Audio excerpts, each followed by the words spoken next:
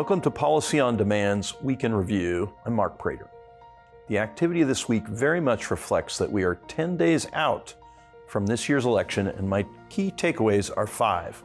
First, all congressional eyes are on the elections.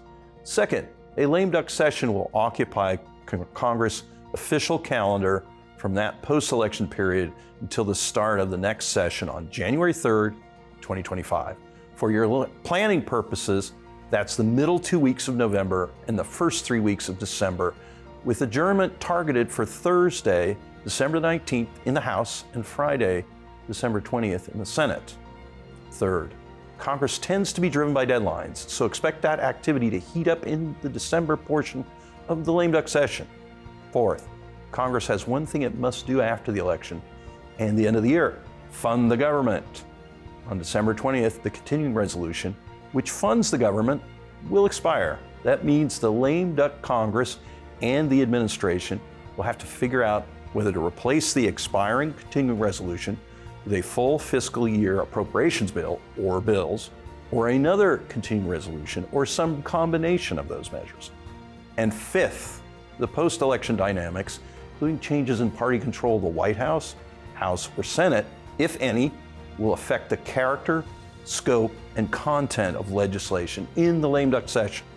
Pay attention to the scope question, which is important in terms of unfinished tax legislative business.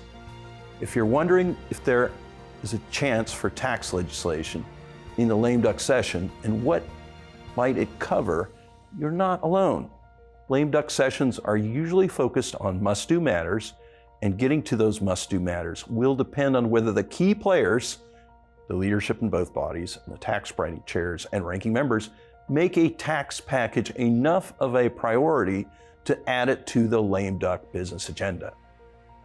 A consensus would need to form on the merits of the package, for instance, the issues addressed in the tax extenders agreement between Chairman Smith and Wyden. We're not seeing that consensus forming yet, as Senate Republicans seem to still have reservations about the refundable child tax credit proposals. On the other hand, there's discussion about disaster relief in response to Hurricanes Helene and Milton, and disaster relief could include related tax provisions.